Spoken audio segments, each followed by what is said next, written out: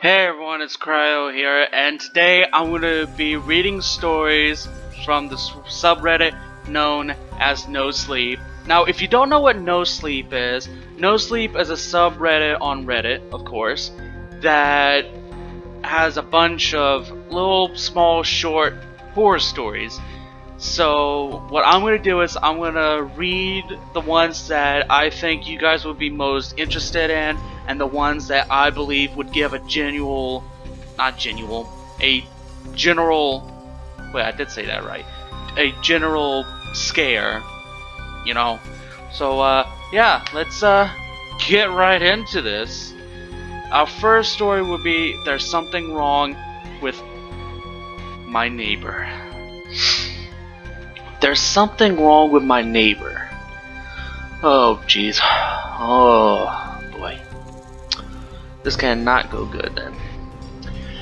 At 10 a.m. on Sunday morning, I broke into my neighbor's house. I know what you're thinking. Oh, I get it. You're the bad guy. No, I promise you, I'm not. Oh, okay, you're just crazy. Well, my wife certainly thinks so, but let me explain. It all started 2 weeks ago. I was drinking coffee, wasting time before work, when I saw my neighbor tending to his garden in 4 degrees weather. Look at him, I laughed to Miranda. Doesn't he know we're in zone 4? It's all gonna be frozen tomorrow. She rolled her eyes at me. Don't be a peeping Tom. Yeah, okay, I'll admit it. I like sticking my nose where it doesn't belong. So what? Look. He's digging a hole. Didn't even start them inside first. Oh what, Harry? You have a PhD in gardening now? It's just common sense. We saw him out there every morning after that. It became a ritual. Over bagels and coffee would joke about what he's planting. If he's figured out why nothing was sprouting, it was something to laugh about before returning to the drudgery of work. But then things got really weird. Around 2 a.m. on Tuesday night, I heard a rustling sound coming from the driveway. I was still up, wasting time on the internet as usual. It must be the raccoons again, I grumbled to myself, getting up and swinging open the door. It wasn't raccoons, it was him. Our neighbor, standing there, hunched over our garbage can, rummaging through it. In one hand he had a clump of dark hair, probably Miranda's after cleaning the shower drain. In the other, he held one of our used condoms. Hey, what the hell are you doing? I shouted. He immediately bolted towards his house, still holding the hair and the condom. Snap! His front door slammed shut. The whole thing disturbed me, and the worst part was, there wasn't much I could do. Stealing someone's garbage isn't illegal, and I didn't have any evidence anyway, so I decided to break into his house. At 10:20, I finally picked the lock successfully. YouTube made it a lot easier than it actually was. The house was dark and quiet, except for a light whirring noise from the kitchen. Hello, I called, just in case. No answer. I walked into the family room. It looked normal, if a bit messy. Papers here, used tissues there, an overflowing garbage bin in the corner. Maybe I should steal some of his garbage. The desk in the corner was covered with papers, messy notes, diagrams, equations. Curious. I shuffled through them until I found one that was interesting. Garden plot. A large rectangle where it was sketched over the surface with 6 dots inside, meticulously labeled. I let out a snicker. Only 6 plants? For that entire garden? I read the label beside each other. Michael Leb, Claire McAvoy, I think it's McAvoy, Andy Zhang. What? Names of people? I muttered. Weird. Obviously, you never. If you're already judging the person for naming a plant after, you know, people, you haven't seen Little Shop of Horror, okay? With Audrey. Okay. But the smile was knocked off my face when I got to the last two names. In the lower right hand corner, in neat script, they read, Harry Stein, Miranda Stein. The page fluttered to the ground, then I ran into the backyard towards the garden. The chilly wind bit at my neck, my cheeks, but I pawed away into Andy Zhang's plot looking for the body. I never found it. Instead, I found a long piece of dental floss. I wiped the sweat from my brow. My heart started to slow. He's just a nutcase, I thought, burying weird things in a garden. I shook my head and thrust my hands into the corner patch of soil, Miranda's and my corner. I dug and dug until I found a few inches underneath the soil, something plasticky and caked with dirt. I plucked it out, and as I did, it unraveled. It was a condom. The condom. Probably he'd stolen it from my garbage. What the hell? I muttered to myself, an uneasy feeling settling into my stomach. This guy's really crazy, like Norman Bates crazy, Ted Bundy crazy. But a powerful curiosity drove me. I dug further towards the corner, towards Miranda's plot, pawing away at the dirt like a dog looking for its bone. My hands fell on something small and rough. I brushed away the specks of dirt and brought it to my face. No. It's a clump of dark hair. That's when I pulled myself up, ran from the garden, and called the cops. The police didn't do anything. After all, they just saw a bunch of garbage buried in some dirt. It's just a misunderstanding, Officer Davies said. Don't worry, Harry. You won't be prosecuted for trespassing. We understand you were in a state of distress. I opened my mouth to speak. Miranda squeezed my hand hard and gave me a warning glare. I shut my mouth. If you have any other problems, here's my card. With that, the officers left. Since then, Miranda has been my rock, keeping me from letting the garden drive me insane. And she would be succeeding too, except for the fact that sometimes late at night, I stare out at the garden, and sometimes, in the moonlight, I see the dirt churning and rolling, as if something was moving underneath. Oh my god! What the hell? Oh man. That's a giant mindfuck. I mean, so that must mean that there was somebody there, or a zombie, something. I would move house ASAP if I were you. That's some voodoo zombie. I don't know what's going on, but that can't be any good. Oh man. Okay. Next door. There's something in the cornfield next to our house. At 3 a.m., I jolted awake to a sound outside. Snap! Snap! That was unusual for our Ohio farmhouse. We were surrounded in every direction by vast fields of corn, miles from the nearest neighbor. And I know if we left the gate open, or one of Madison's toys was out, I'd done my nightly check of the backyard about 1,000 times. But as I lay there, still under the blankets, the noise continued. Snap, snap, snap. I ran to the window and threw back the curtains. The corn stretched out as far as the eye could see, rippling and churning like some great dark ocean. It stopped just short of Madison's swing set, casting long shadows onto the grass that nearly reached the back door.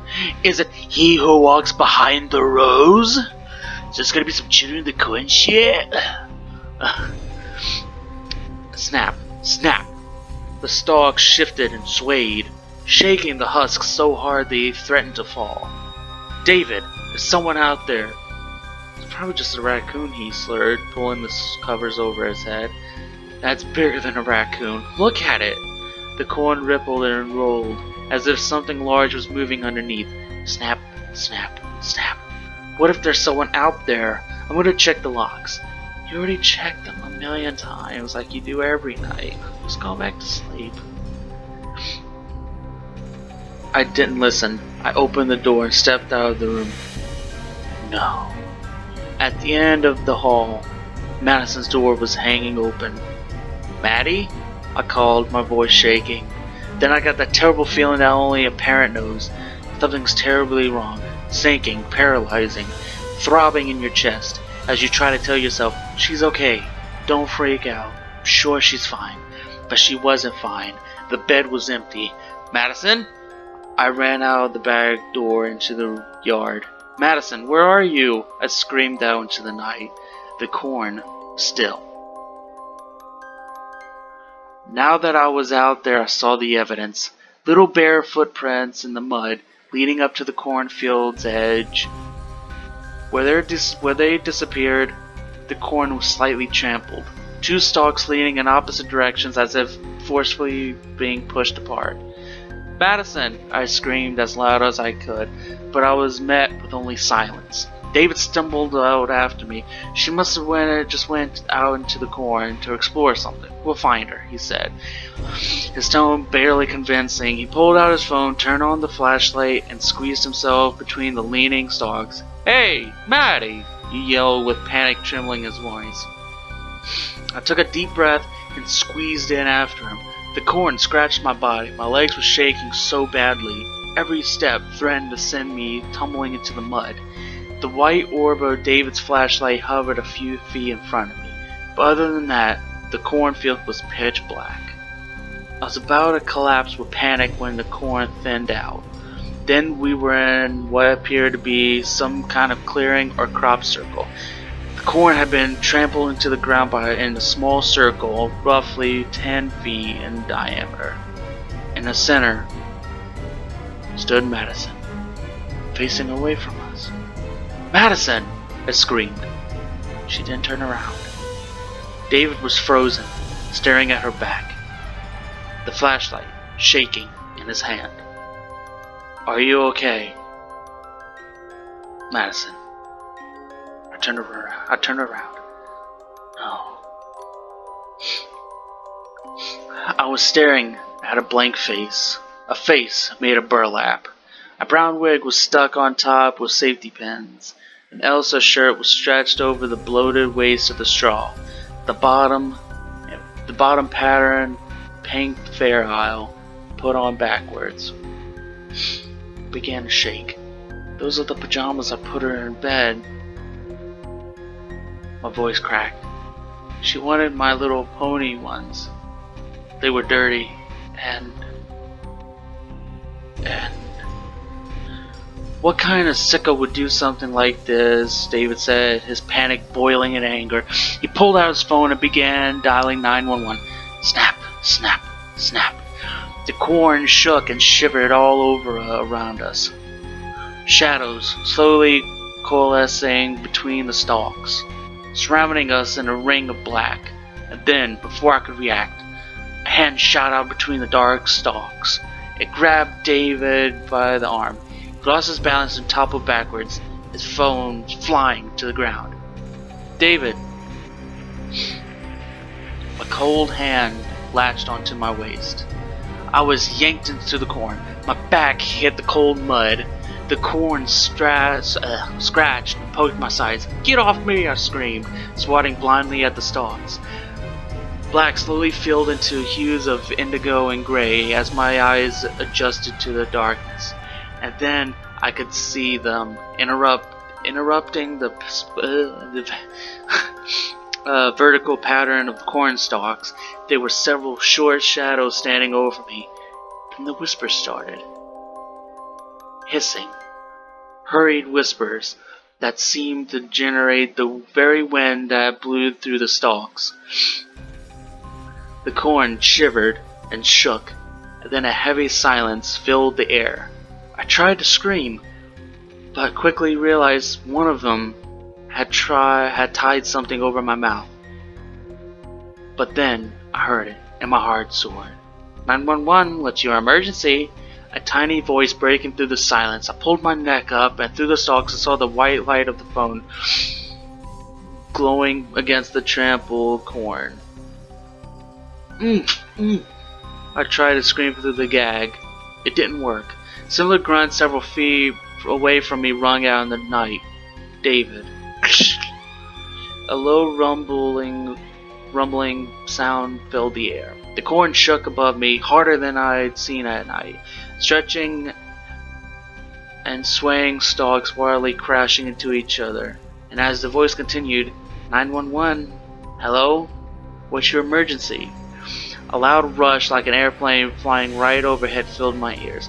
I looked up just in time to see the lights, red, purple, and green, blinking in an odd, asynchronous pattern. The scarecrow, wearing Maddie's clothes, was enveloped in white light, and then with a deafening hiss, it was yanked up into the night. I looked up at my captors, and the strange flashing lights, their faces were illuminated, and I saw they weren't terror monsters or murderers. They were children. I knew it! I knew it! Fucking children of the corn! Children of the corn! Horribly disfigured children. Some were missing noses. Others had long scars running down their faces as if someone had split open their heads to explore what was inside. Quite a few was missing ears. One had no teeth. All of them had a profound sadness in their eyes, except for the one to my left who had no eyes. But they were just smiling, just a little. Excuse me. As the light disappeared and the faces faded back into the shadows, the hands on me loosened. The gag fell away. The shadows receded into the corn, except for one. Mommy! Snap! Snap! With a squeal, two warm arms wrapped around my waist. Maddie! Oh my God! Maddie! I began to sob, hugging her tighter than I ever have in my life. Are you okay? And Maddie? The broken, hopeful voice of David sounded to my left. Crunch, crunch. He ran over to us. I'm fine, Daddy. Let's get out of here, he said, grabbing both our hands and yanking us back through the corn. We ran back into the house, locking the doors and calling the police. Madison was in a different set of clothes.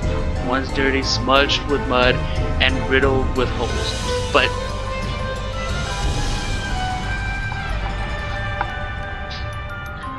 let's see.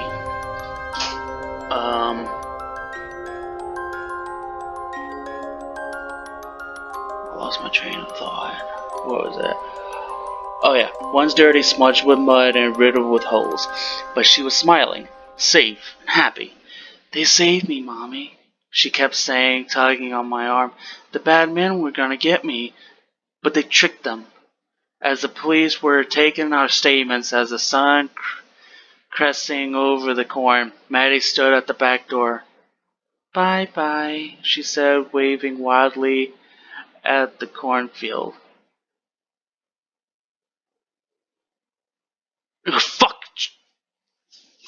Fuck cornfields! Okay, so that's all I got time for this one. If you guys enjoyed watching this video, hit that like button.